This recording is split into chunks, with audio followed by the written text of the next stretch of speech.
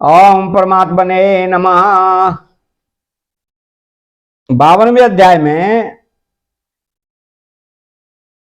द्वारका गमन, श्री बलराम जी का विवाह तथा श्री कृष्ण के पास रुक्मिणी का संदेशा लेकर ब्राह्मण का आना। तो श्री सुखदेव जी कहते हैं कि प्यारे परीक्षित, भगवान श्री कृष्ण ने इस प्रकार इक्ष्वाकु नंदन राजा मुचकुंद पर अनुग्रह किया। अब उन्होंने भगवान की परिक्रमा की और उन्हें नमस्कार किया। गुफा से बाहर निकले। उन्होंने बाहर आकर देखा कि सबके सब मनुष्य, पशु, लता और वृक्ष, वनस्पति पहले की उपेक्षा बहुत छोटे छोटे आकार के हो गए हैं। इसे यह जानकर के कलयुग आ गया। वो उत्तर दिशा की ओर चल दिए। महाराज मुचकुंद तपस्या, श्रद्धा, धैर्य तथा अनासक्ति से युक्त एवं संशय संदेह से मुक्त थे। वे अपना चित्त भगवान श्री कृष्ण में लगाकर गंधमादन पर्वत पर जा पहुंचे। भगवान नरनारायण के नित्य निवास स्थान बद्रकाश्रम में जाकर बड़े शांति भाव से सर्दी, गर्मी और द्वंद्व सहते हुए वे तपस्या के द्वारा भगवान की आराधना करने लगे। इधर भगवान श्री कृष्ण मथुरापुरी में लौट आए। अब तक कालयवन की सेना ने उसे घेर रखा था। अब उन्होंने म्लेच्छों की सेना का संहार किया और उसका सारा धन छीनकर द्वारका को चले गए। जिस समय भगवान श्री कृष्ण के आज्ञा अनुसार मनुष्यों और बैलों पर वह धन ले जाया जाने लगा, उसी समय मगधराज जरासंध फिर 18वां बार 23 अक्षौणी सेना लेकर आधम का। परीक्षित, शत्रु सेना का प्रबल वेग देखकर भगवान श्री कृष्ण और बलराम मनुष्यों की सी लीला करते हुए उसके सामने से बड़ी फुर्ती के साथ भाग निकले। उनके मन में तनिक भी भय न था, फिर भी मानो अत्यंत भयभीत हो गए हों। इस प्रकार का नाट्य करते हुए वे सबका सब धन वहीं छोड़कर अनेक योजनों तक वे अपने कमल दल के समान सुकोमल चरणों से ही पैदल भागते चले गए। जब महाबली मगधराज जरासंध ने देखा कि श्री कृष्ण और बलराम तो भाग रहे हैं, तो वह हंसने लगा और अपनी रथ सेना के साथ उनका पीछा करने लगा। उसे भगवान श्री कृष्ण और बलराम जी के ऐश्वर्य, प्रभाव आदि का ज्ञान था। बहुत दूर तक दौड़ने के कारण दोनों भाई कुछ थक से गए थे और वे बहुत ऊंचे प्रवर्षण पर्वत पर चढ़ गए। उस पर्वत का प्रवर्षण नाम इसलिए पड़ा था कि वहां सदा ही मेघ वर्षा किया करते थे। परीक्षित, अब जरासंध ने देखा कि वे दोनों पहाड़ में छिप गए और बहुत ढूंढने पर भी पता न चला। तब उसने ईंधन से भरे हुए प्रवर्षण पर्वत के चारों ओर आग लगवा दी, उसे जला दिया। जब भगवान ने देखा कि पर्वत के छोर जलने लगे, तब दोनों भाई जरासंध की सेना के घेरे को लांघते हुए बड़े वेग से उस 11 योजन 24 कोस ऊंचे पर्वत से एकदम नीचे धरती पर कूद आए। राजन, उन्हें जरासंध ने अथवा उसके किसी सैनिक ने देखा नहीं और वे दोनों भाई वहां से चलकर फिर अपनी समुद्र से घिरी हुई द्वारकापुरी में चले आए। जरासंध ने झूठ मूठ ऐसा मान लिया श्री कृष्ण और बलराम तो जल गए और फिर वह अपनी बहुत बड़ी सेना लौटाकर मगध देश को चला गया। यह बात मैं तुमसे पहले ही 9वें स्कंद में कह चुका हूं कि आनर्त देश के राजा श्रीमान रेवत जी ने अपनी रेवती नाम की कन्या ब्रह्मा जी की प्रेरणा से बलराम जी के साथ ब्याह दी। परीक्षित, भगवान श्री कृष्ण भी स्वयंवर में आए हुए शिशुपाल और उसके पक्षपाती साल्व आदि नरपतियों को बलपूर्वक हराकर सबके देखते देखते जैसे गरुड़ ने सुधा का हरण कर लिया था, वैसे ही विदर्भ देश की राजकुमारी रुक्मिणी को हल्लाए और उनसे विवाह कर लिया। रुक्मिणी जी तथा भीष्मक की कन्या और स्वयं भगवती लक्ष्मी जी का अवतार थी। राजा परीक्षित ने पूछा कि भगवान, हमने सुना है कि भगवान श्री कृष्ण ने भीष्मक नंदिनी परम सुंदरी रुक्मिणी देवी को बलपूर्वक हरण करके राक्षस विधि से उनके साथ विवाह किया था।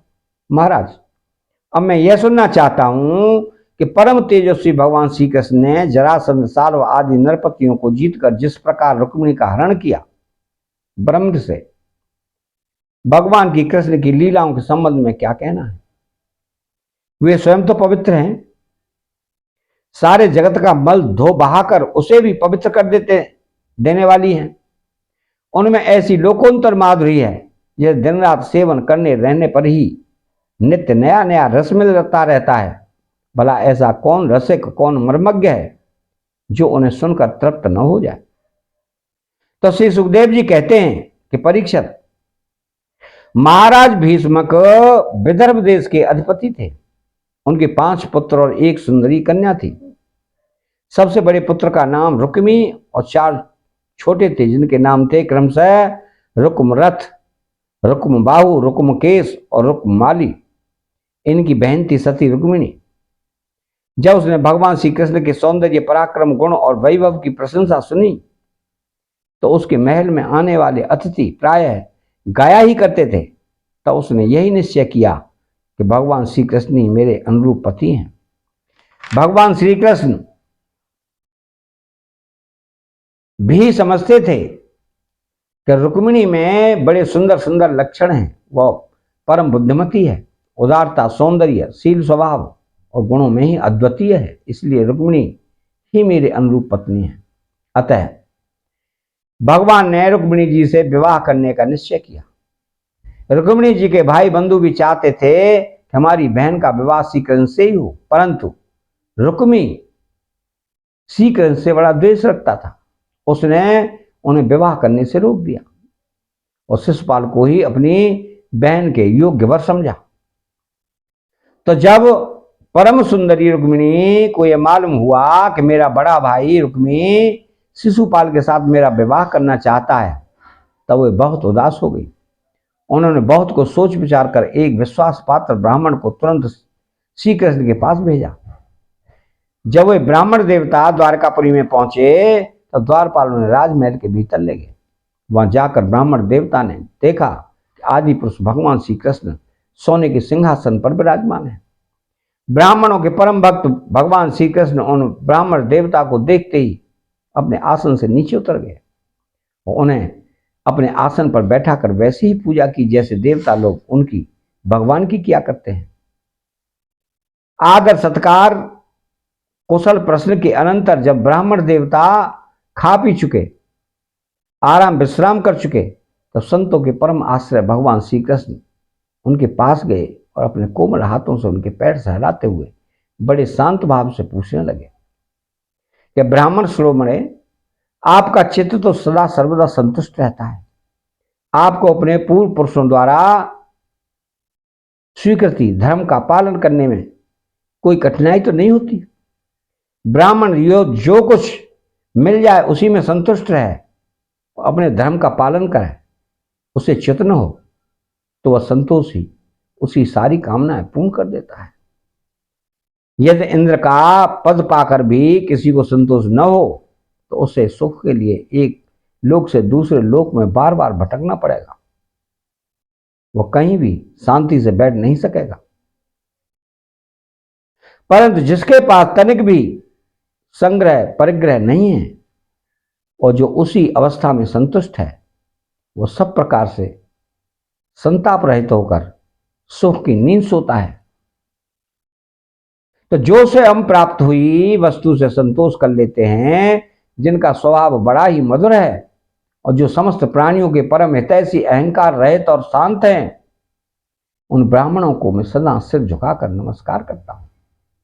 ब्राह्मण देवता, राजा की ओर से तो आप लोगों को सब प्रकार की सुविधा है ना। जिसके राज्य में प्रजा का अच्छी तरह पालन होता है, वह आनंद से रहती है, वह राजा मुझे बहुत ही प्रिय है। ब्राह्मण देवता, आप कहां से, किस हेतु से और किस अभिलाषा से इतना कठिन मार्ग तय करके यहां पधारे हैं? यह कोई बात विशेष गोपनीय न हो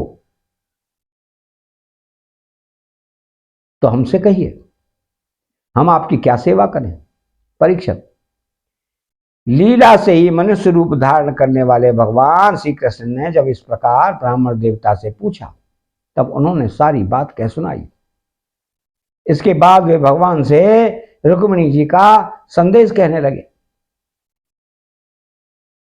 रुक्मिणी जी ने कहा है कि त्रिभुवन सुंदर, आपके गुणों को जो सुनने वालों के कानों के रास्ते हृदय में प्रवेश करके एक एक अंग के ताप जन्म जन्म की जलन बुझा देते हैं तथा अपने रूप सौंदर्य को जो नेत्र वाले जीवों के नेत्रों के लिए धर्म अर्थ काम मोक्ष चारों पुरुषार्थों के फल एवं स्वार्थ परमार्थ सब कुछ है, श्रवण करके प्यारे अच्युत मेरा चित्त लज्जा शर्म सबको छोड़कर आप में ही प्रवेश कर रहा है। प्रेम स्वरूप श्याम सुंदर चाहे जिस दृष्टि से देखें, कुल शील स्वभाव सौंदर्य विद्या अवस्था धन धाम सभी में आप अद्वितीय हैं, अपने ही समान हैं। मनुष्य लोक में जितने भी प्राणी हैं सबका मन आपको देखकर शांति का अनुभव करता है, आनंदित होता है। अब पुरुष भूषण आप ही बतलाइए, ऐसी कौन सी कुलवती महागुणवती और धैर्यवती कन्या होगी जो विवाह के योग्य समय आने पर आपको ही पति के रूप में वर्ण न करेगी। इसलिए प्रियतम, मैंने आपको पति रूप से वर्ण किया है। मैं आपको आत्मसमर्पण कर चुकी हूं। आप अंतर्यामी हैं, मेरे हृदय की बात आपसे छिपी नहीं है। आप यहां पधार कर मुझे अपनी पत्नी के रूप में स्वीकार कीजिए। कमल नयन, मैं आप सरीखे वीर को समर्पित हो चुकी हूं, आपकी हूं। आप जैसे सिंह का भाग सियार छू जाए वैसे कहीं शिशुपाल निकट से आकर मेरा स्पर्श न कर जाए। मैंने जन्म जन्म में पोर्त कुआ बावली खुद और आदि खुदवाना इष्ट यज्ञादि करना दान नियम व्रत तथा देवता ब्राह्मण गुरु आदि की पूजा के द्वारा भगवान परमेश्वर की ही आराधना की हो और मुझ पर प्रसन्न हो तो भगवान श्री कृष्ण आकर मेरा पानी ग्रहण करें। शिशुपाल अथवा दूसरा कोई भी पुरुष मेरा स्पर्श न कर सके। प्रभु, आप अजित हैं। जिस दिन मेरा विवाह होने वाला हो उसके एक दिन पहले आप हमारी राजधानी में गुप्त रूप से आ जाइए और फिर बड़े बड़े सेनापतियों के साथ शिशुपाल तथा जरासंध की सेनाओं को मत डालिए, तहस नहस कर दीजिए और बलपूर्वक राक्षस विधि से वीरता का मूल्य देकर मेरा पानी ग्रहण कीजिए। यदि आप यह सोचते हो कि तुम तो अंतःपुर में भीतर के जनाने महलों में पहरे के अंदर रहती हो, तुम्हारे भाई बंधुओं को मारे बिना मैं तुम्हें कैसे ले जा सकता हूं? तो इसका उपाय मैं आपको बतलाए देती हूं।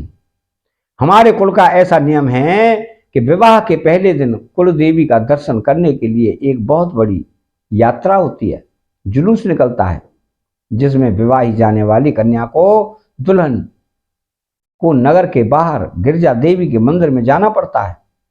कमल नयन, उमापति भगवान शंकर के समान बड़े बड़े महापुरुष भी आत्मशुद्धि के लिए आपके चरण कमलों की धूल से स्नान करना चाहते हैं। यदि मैं आपका वह प्रसाद आपकी वह चरण धूल नहीं प्राप्त कर सकी तो व्रत द्वारा शरीर को सुखाकर प्राण छोड़ दूंगी, चाहे उसके लिए सैकड़ों जन्म क्यों न लेने पड़े। कभी न कभी तो आपका वह प्रसाद अवश्य ही मिलेगा। ब्राह्मण देवता ने कहा, यदुवंश शिरोमणे, यही रुक्मिणी के अत्यंत गोपनीय संदेश हैं जिन्हें लेकर मैं आपके पास आया हूं। इसके संबंध में जो कुछ करना हो विचार कर लीजिए और तुरंत ही उसके अनुसार कार्य कीजिए। अतः 52वां अध्याय समाप्त होता है। चैनल को सब्सक्राइब करें, बेल आइकन घंटी को दबाएं और कमेंट बॉक्स में श्री राधे कृष्ण लिखें। जय श्री कृष्ण राधे।